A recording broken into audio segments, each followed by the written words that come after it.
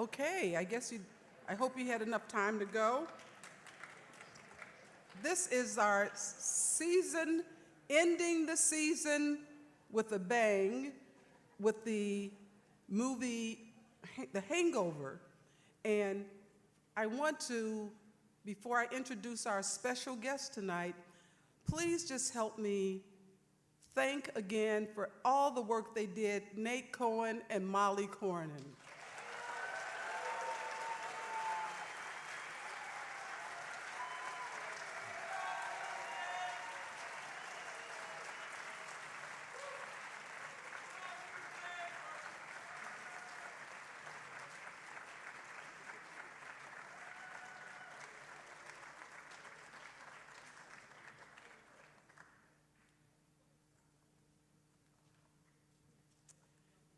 And thank you for coming too, year after year. Those of you who have been here 25 years or more, I hope you had a chance to get your Ebertfest royalty free t-shirts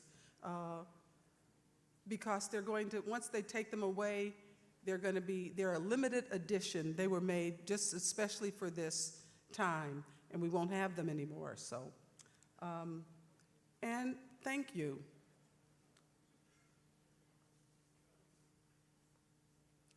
Tonight, we are pleased to have with us Scott Butnick. He's a film producer, and as the executive vice president of Todd Phillips' Green Hat Films, Butnick produced Old School, Due Date, and the highest grossing R-rated comedy trilogy in film history, The Hangover, which grossed over $1.4 billion. We were talking about movies being an empathy machine, and someone said, what is the empathy part of The Hangover? And I said, you know, sometimes it's the filmmaker. And the way that I got to know Scott Butnick was through Ben Lear, who brought his movie, They Call Us Monsters. And Ben Lear was the son of Norman Lear. And Ben does a lot of good philanthropic work. And I asked, how did he get started? He said, through Scott Butnick, who started this program going into juvenile facilities where kids were imprisoned as juveniles. And he started arts programs that actually helped rehabilitate some of the kids that you saw in They Call Us Monsters. I got a chance to interview them after they got out of prison, and they are doing some really good work in the world now. It's through a program that Scott Butnick started. He is the founder of the Anti-Recidivism Coalition and a CEO of One Community, an entertainment production and co-finance company using the power of storytelling to drive real-world impact. Since 2004, Scott has been a fierce advocate for social justice and a fairer judicial system. In 2003, he began volunteering with Inside Out Writers, which brings creative writing into juvenile halls.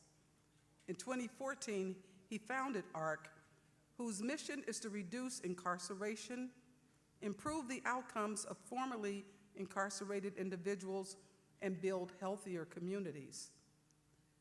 ARC also provides formerly incarcerated men and women with direct services such as housing, counseling, job training and opportunities, mentoring and education. Because sometimes when you've been incarcerated, there are laws in some states where you can't get a driver's license or maybe can't rent someplace. And if you are trying to be rehabilitated, you really need to have programs in place where you can have a job and become a productive member of society. And I've had direct experience with that with someone in my family. So the work that Scott does, to me, is just so beautiful because they see people making a difference turning their lives around, getting a second chance. And that's why the movie The Hangover may not be all about forgiveness and compassion and kindness and empathy, but its producer is. So please help me welcome Scott Butnick. Stay here with me, baby.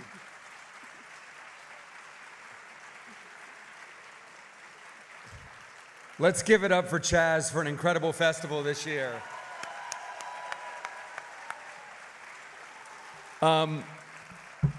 I remember us sitting in our office at Warner Brothers when the Roger Ebert review came through their Hangover, and the fact that Roger gave this movie 3.5 of 4 stars was unbelievable to us. It's literally the one we remember.